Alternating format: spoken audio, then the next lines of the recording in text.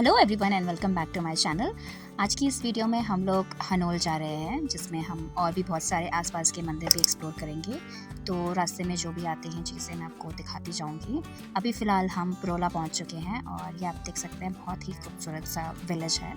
और यहाँ पे हमने रुक करके लंच किया था, फिर उसके बाद हम आगे बढ़े थे। पुरोला में लंच करने के बाद हम चल पड़े अपनी डेस्टिनेशन हनोल की तरफ। हनोल की बात की जाए तो वो जौनसार पावर के स्थानीय देवता श्री बोठा मासू महाराज जी के मंदिर है। वैसे तो हनोल की कई सारी कहानियाँ मशहूर है, पर जो सबसे ज़्यादा मान्यता रखने वाली कहानी है वो है क्रिमिक राक्षस और पंडित उनाभेट जी की। बहुत टाइम पहले जौनसार पावर के क्षेत्र में क्रिमिक नाम का एक राक्षस हुआ करता था, जिसे खुश रखने के लिए परिवार के एक सदस्य की बलि हर हफ्ते चढ़ाई जाती थी। जब पंडित उनाभेट जी के परिवार में उसके बेटे की बारी आई तो वो बहुत परेशान हुए और जिसके चलते उन्होंने शिव जी से बहुत प्रार्थना करी। इसके बाद उनको सपने में बोला गया कि वह कश्मीर जाकर शिव जी की आराधना करें।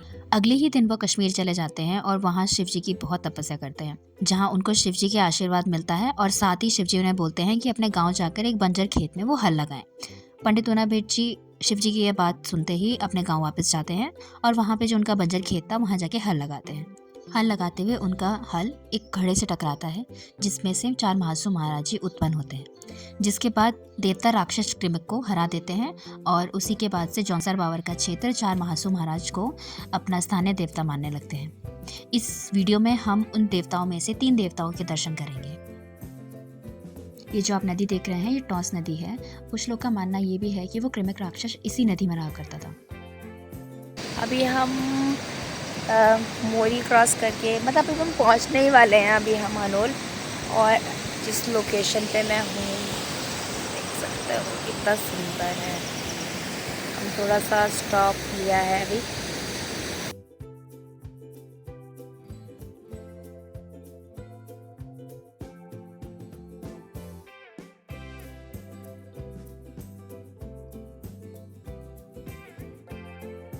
सबसे पहला जो मंदिर हम दर्शन करने वाले हैं वो है बोठा मासू महाराज जी। कहा जाता है कि हल चलाते हुए बोठा मासू महाराज जी के पैर में चोट लग गई थी, जिसके चलते उनका नाम बोठा मासू पड़ा। बोठा मतलब बैठा हुआ मासू।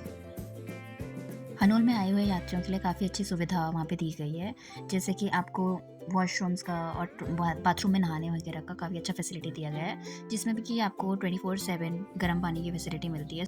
काफ़ी अच्छा और क्लीन वॉशरूम्स आपको मिल जाते हैं। उसके अलावा वहाँ पे रेस्ट रूम की फैसिलिटी है, जहाँ पे बहुत ही मिनिमल चार्जेस, आई थिंक मेरे को याद नहीं है, पर 50 रुपये एक रज़ाई या गद्दे का वो लेते हैं, और आप हॉल जैसे बने हुए हैं बड़े बड़े, वहाँ पे आप आराम से रेस्ट कर सकते हैं। हाय, हेलो। हम जा रहे हैं लंगर खाने, भगवान जी का लंगर। हनोल में आप जब भी जाओगे कभी आप भूखे पेट नहीं रह सकते हो, क्योंकि हमेशा ही भंडारा चलता रहता है। यहाँ पे कुछ ऐसे प्लेट्स रख देते हैं, वो आपको जो भी पसंद हो आप ले सकते हैं ऐसे लोटे, और इसमें आप खाना खाते हैं और खाना खाने के बाद आप इसको खुद से ही वॉश करके रखते हैं, जैसे हमारे गुरुद्वारा वगैरह में होता है ना, उसी सिस्टम से ये चलता है। खाना खाने के बाद हम लोग मंदिर में ही सोने चले गए थे। ये आपकी अपनी इच्छा होती है कि आपको रेस्ट रूम में सोना है या फिर आप मंदिर के अंदर भी सो सकते हैं, बिल्कुल फ्री ऑफ कॉस्ट, क्योंकि मंदिर के अंदर कैमराज अलाउड नहीं है। तो आपको मैं अब नेक्स्ट डे की फुटेज में मिलूंगी। Hello everyone and good morning. आज की ये सुबह हमारी हनोल में हुई है और मैं आपको हनोल का ये खूबसूरत सा मंदिर आपको दिखाती हूँ।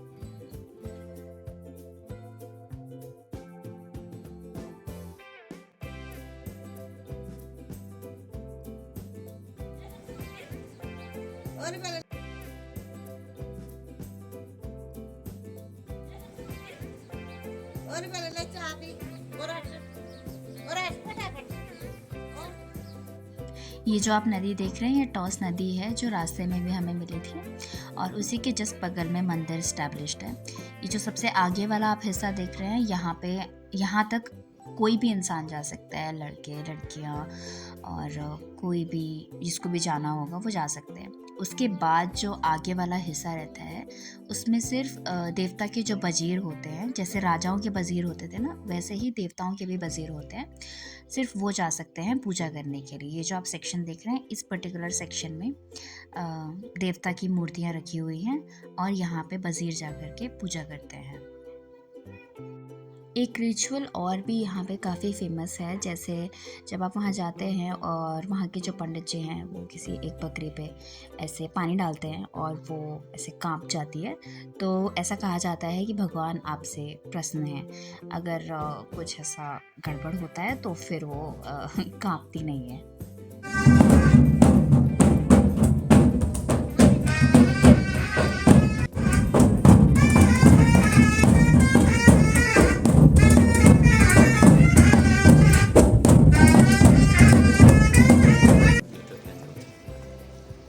हम कहाँ जा रहे हैं अभी? हम जा रहे ठठियार में बाबा श्री महाराज के दर्शन करने के लिए। ओके। हनोल में सुबह की आरती करने के बाद हम पबासी महाराज, जो दूसरे महाराज हैं 4 महासों में से, उनके दर्शन करने के लिए चल पड़े। जिस तरह से कहा जाता है कि बोठा मासू महाराज जी के पैर में चोट लगी थी हल चलाते टाइम, उसी तरह से कहा जाता है कि पबासी महाराज जी के कान में चोट लगी थी।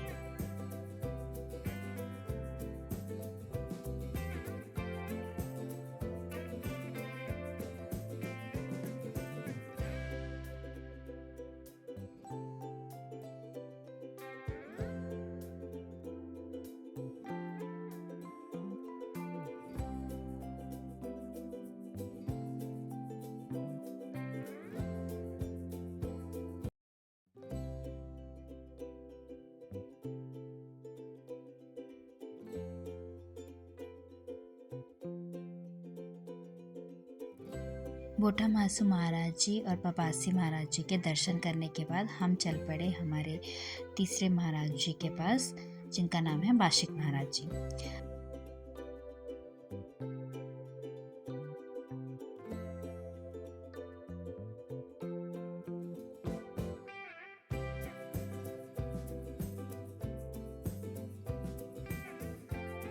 बैठ जाओ सीढ़ी पे।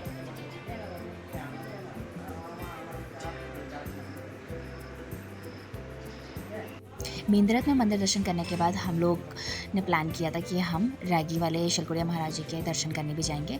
तो बीच में त्यूनी में हम रुके थे, वहाँ हमने ब्रेकफास्ट किया और उसके बाद हम रागी गए। कैसा है?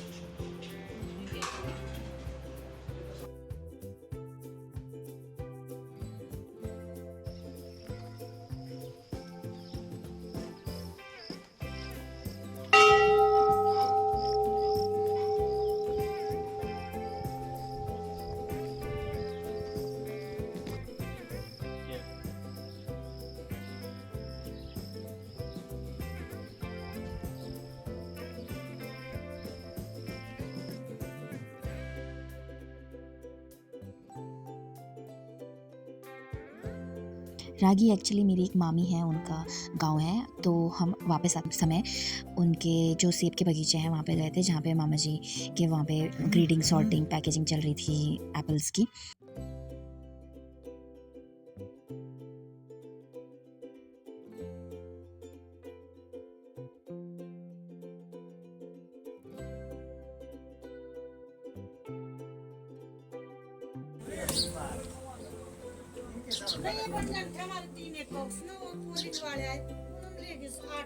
मामा पापा को शौक चढ़ा हुआ है सेब खरीदने का। आई मामा ने एक कट्टा भर के सेब दिया है, स्टिल ये एक और पेटी ले रहे हैं, इनको बांटना है सबको। तो अभी ले रहे हैं मामा पापा। हम अभी महाराज जी के मंदिर के सामने हैं, बाशिक महाराज के। ये है देखो, ले आए पेटी उठा के। 1-2 किलो हाथ में लिए हैं, एक पेटी भी ले ली है।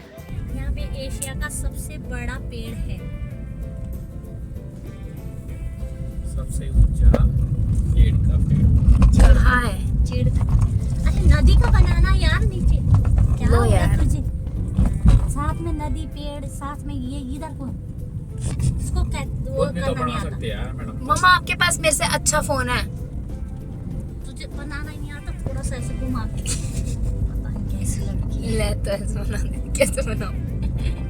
बस अब तो बना दे, अब जो बनाना था। वापस आते समय हमने थोड़ी बहुत शॉपिंग करी, ढांटू और सदरी ये सब लिया। और आज का ये व्लॉग इसी के साथ ख़त्म होता है। कमेंट सेक्शन में ज़रूर बताइएगा आपको ये व्लॉग कैसा लगा।